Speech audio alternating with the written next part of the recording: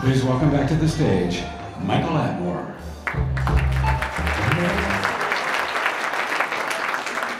Yes. They look good, Kanye.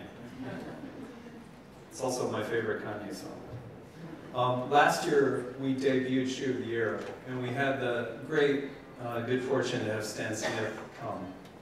And for those of you that were here, it was an incredible moment. This year, I think we've topped it. There is no one that has generated the kind of excitement in this business that Mr. West has. He is a force of nature. He has combined and found the right partner. And so let me get off the stage and let him come up. But before he does, I'd like to introduce the Adidas team, Arthur Hold, John Wexler, and Rachel Muscat. Joining me on the stage. Thank you.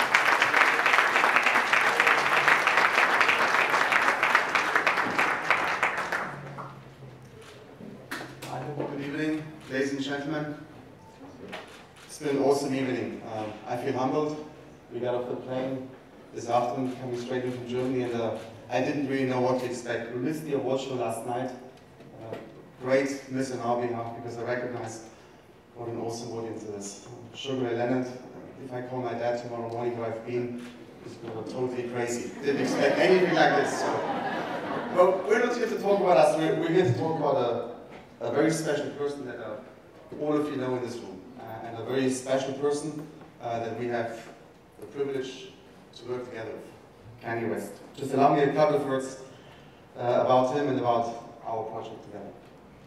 At the root of Adidas lies collaboration, and we work with people who embody both creativity and the spirit of our brand. People who excite, innovate, and light the spark that inspires us and the world. People who never settle. Kanye is one of those very rare people. One of the very few in our world.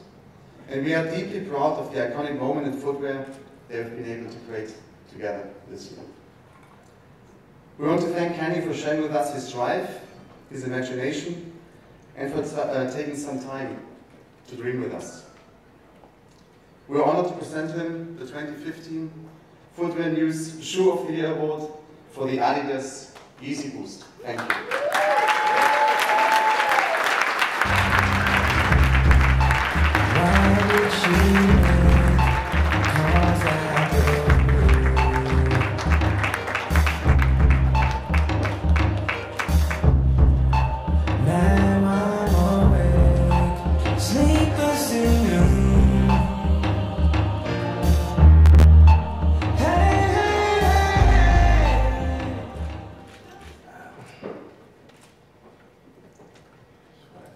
For the pictures, it's fine.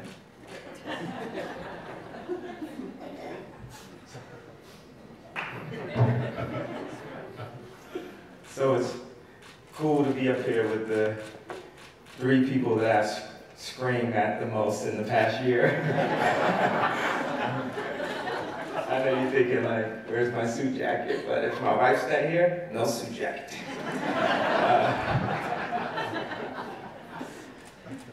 I completely, I have absolutely no plans for what I'm going to say, so this could land completely wrong. But it doesn't really fucking matter, does it?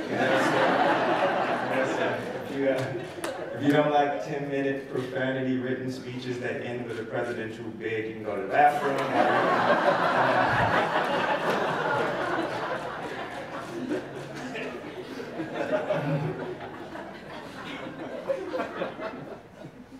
So, it was cool. I think it really brought me back to bump into Philip Lim right when I walked in, because he definitely remembers that kid that was coming back from another major award show moment of mine, working on a new album, trying to find to carve his way back into America, back into society. And I would come by his studio and play him songs, and I'd see fabrics he was working with and ask him to take like this girl's suit jacket and turn it into a guy's suit jacket or something, and I actually wore in the scene in Runaway. If anybody's ever seen Runaway, and I'm standing on top of the piano, it's like Philip custom made that for me. And after,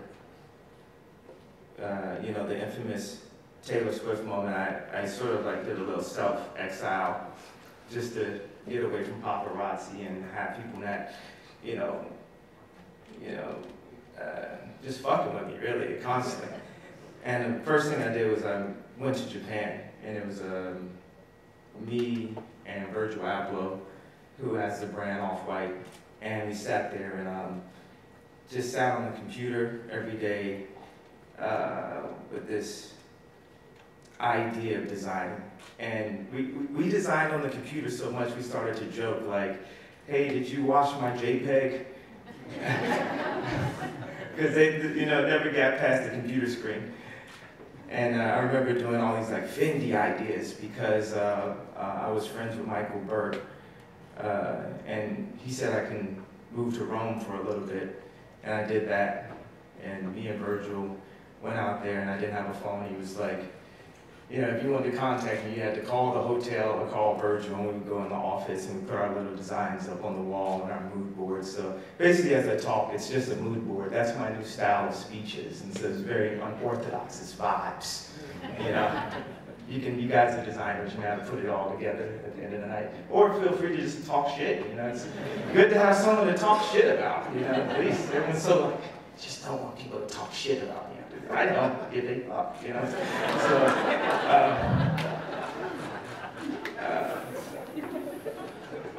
So we were there at Fendi, and we were like putting together ideas, and I didn't realize right then, right before that, they had taken Sylvia off of Men's, and then they went and hired out like one of those licensing type pirate companies or something that just throws the F's on the back of the jeans. And I'm over there trying to give these guys like what I consider to be real ideas and forward ideas.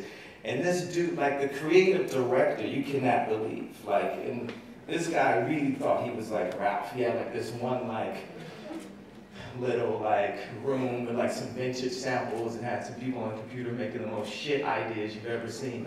And it was just like to fill up the stores because Sylvia was no longer doing the events. And you know, we played loud music in the office, and then we ended up getting kicked out and stuff. And I went to Hawaii and took all the creative energy that I wanted to express, and we put it into an album called My Beautiful Dark Twisted Fantasy. But at the same time, we would still design, and it was a company I was working with at that time, but I won't use their name.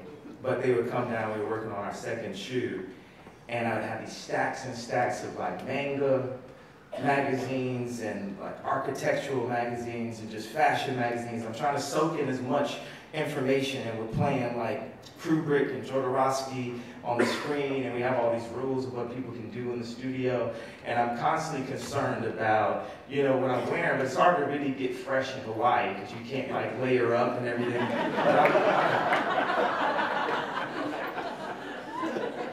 And you know, you know, we end up dropping Dark Fantasy, and me and Jay-Z come up with this idea to do like a mixtape, and that turns into a group album, which ended up being Watch the Throne, which ended up, and I remember, you know, always going back to the fashion shows, and it was because, you know, not because I wanted to be seen in some like really expensive rapper jacket that I just bought, you know, it was because I cared so much about seeing the artists express themselves to the maximum, seeing their complete vision. If it's 60 looks, if it's 80 looks, I want to be at that show. Like I was at that McQueen show that he dedicated to his muse that had the wings and everything. I snuck in, they wouldn't let me in because I was a celebrity. And he was kind of disappointed when he saw me, like, I thought I said no celebrities. I had the conversation with me or whatever. And I remember Jay-Z texted me and said, get off the runway. It's kind of rude and stuff, you know, because we had the album to finish. And so I was like, I'm not leaving. Like Leo said, I'm not fucking leaving. And so we brought all the niggas to Paris and made a song about it.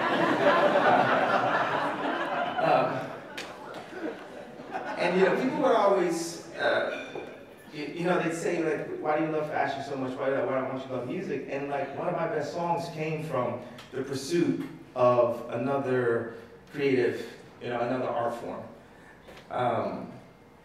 I know you guys say like, you know, celebrity branded, like this guy is like breaking the internet and it's happening, it's just like one moment. And I think about that all the time. I think the only thing is to combat that with really good designs, with really honest heart and, you know, forward thoughts. And I made a decision in art school after like really falling in love with this Mobb Deep album that I would pursue sonics as my first form of art school for my time here on Earth, and then I would pursue other forms of art. So when we would hold with Nick, who's out in China right now working on the next pieces, Nick and Jeff, and Nick Galloway is like the #1 designer. There's other good designers at Adidas, but he's like the man over there, and he's in China right now working on the next one. But we like, you know, we take the shoe and we talk about how comfortable we wanted to make it. We wanted to make it look more sculptural. We bring in all these like references, and I really give them a really hard time. Like I'm never satisfied. And do you guys remember when I got into it with Jimmy Kimmel because he like was mocking one of my things when I was talking about how much I like product? I was really serious about that. I'm not turning into a nice guy about that. I care about product. I don't care if I got a kid, a wife, I'm hitting hills with a picket fence. I'm serious about product. I'm dead serious to what I create as an artist in this lifetime. I'm here. It's not a fucking joke. It's not a question for the paparazzi. It's not some random hate comment on the eighth hype beast comment, or it's not some, whatever they say, go home and what they've been screaming for the past 6 years. It's about appreciating excellence, understanding and being involved and bringing, joy. And I'm not saying I've made perfect things or given perfect speeches and not wasted you guys' time while you're tired as hell, like talking to death. It's something inside, it's a spark that I want to like bring joy. And just like when my daughter is singing and jumping around, it's like she might not be finishing her sentences perfectly, but she's bringing so much joy, and I know that, she's going to grow up and be amazing. So it's like you can see a spark in the pieces that I do that one day they can grow up and be amazing. Oh, I have to point out, because I'm going to have to talk about how John basically saved my life. John Wexler, this guy that understood culture from Chicago, understood Jay Dilla, heard all the albums. Like when you guys want to go out and really, get somebody to work with you guys' company, get somebody who knows about the person that they're talking to. The guy that's got some real backstory. Get the right person to go, get the right person. I remember, because I have to talk about Zenoti also. I'm trying to remember these points and I'd be mad in the car if I like rambled on and missed my main vibes and didn't put them on the mood board that I'm giving you guys right now. So I'm in my baby mama's pool house, and I'm talking to John, and I'm just like, yo, as a creative, it doesn't matter how big a house is, how big your name is, how much money you have. Your job is to create while you're here. And if anyone is in the way of that, anything gets in the way of that, if anything's stopping that or slowing it down, you gotta burn it to the fucking ground. You have to die. This is me talking to Samir, I'm not giving any suggestions. You have to die for, what is in you, because that thing might inspire something. That shoe might be like a 7-year-old that managed to get his hands on that's gonna cure cancer or cure AIDS or something in the future, because he was so inspired by what Kubrick made, or what Giotto made, or what Steve Jobs made, or what David Stern put together or something.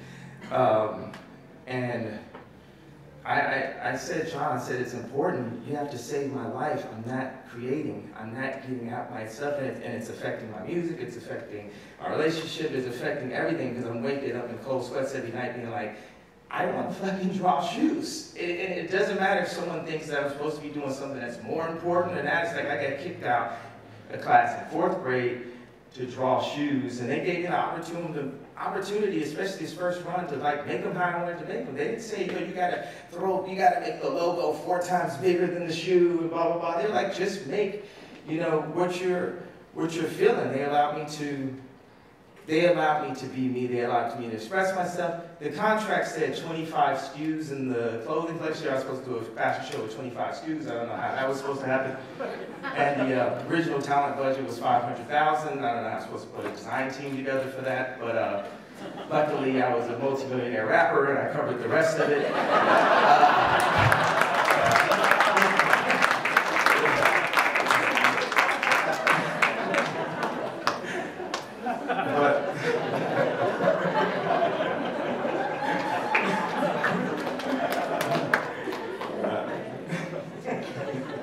Hooked you guys up, you know.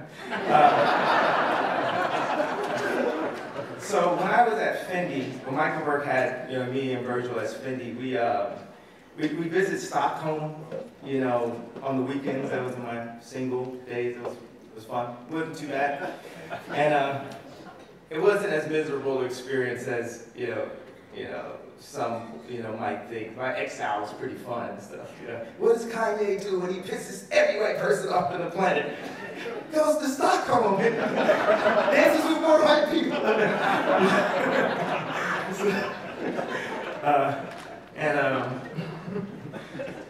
So Zanotti had come to a concert of mine that I did for G-Shock, and Giuseppe Zanotti, he was really into it. He started listening to the music, and I came by his office, the one that's down here, and we vibed out, and he really he likes to embrace like artists and creative people, and he let me stay at his castle, as he would put it, if you want to drive to the castle.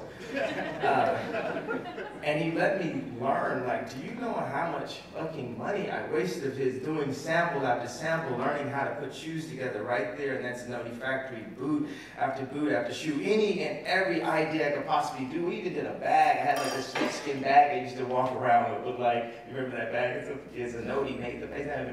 Made some cool bags, but he let me just do everything I could think of, including like the Bone Beat shoes that were in my first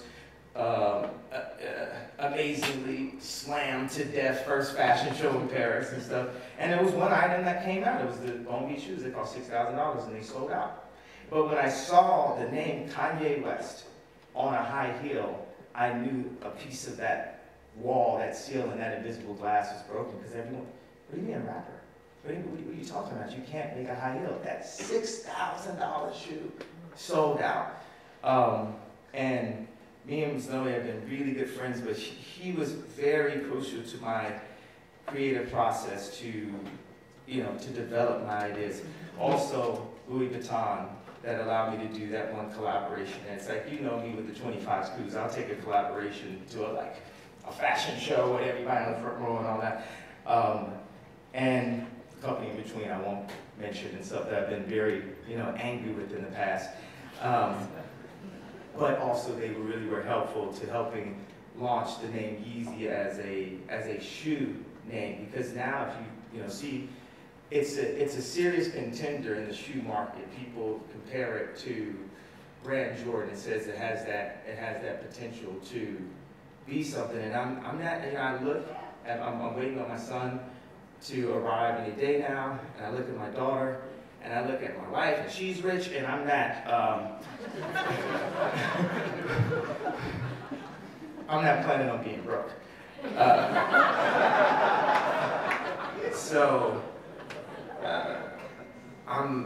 I'm so focused in creating all those things that back up every time I scream on stage, everything I did, the absolute wrong thing, every time I made a mistake. Like when you went to the shoe place and you said, like, I want to put this on that, it's like, I look at you guys and think, like, raise your hand if you got a private plane. Don't be embarrassed. There's definitely some people with some private planes tonight. I know that's not like the thing about, but it's real, man. It's like so many people just end up being the face of something, just doing a one-off commercial, just doing that, and the guys that hired them got the private jet. And I want to be one of those guys. I'm going to be one of those guys. At that point, I can do more. At that point, I can then go and this is probably going to go all downhill from here. I think the plane, I'll land it like that. But it's very serious. We're here to make amazing product that we love that also sells, that makes money. We really like nice things. Everyone likes nice things in here. I love nice. I want a house equal or better than Calvin Klein's house in the Hamptons. So he bleached to generate chairs. He's got the clean windows and stuff, the shower sheet. I want that thing. I don't know how to turn this into something that's helpful and impressive. Gabe, my publicist here, clean this up right when I get off stage.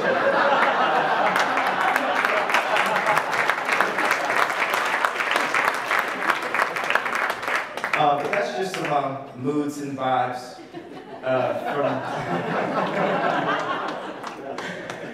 But nonetheless, the ability to know, that I can create more and more and more and more while I'm here in this time, and that to be held into one discipline and to open up these disciplines and have those same people that kind of walked and looked at you while you're eating at the Mercer and said, this guy trying on fashion again, and then look up and it's like, oh yeah, sold out at Barney's now. And I'm not trying to rub it in anybody's face, yes, I fucking am. But yeah, they treat me like shit pretty much. And like, I'm trying to take a full Will Ferrell level drunk brother at the wedding level. Have I reached that level yet? Have I fucked it up?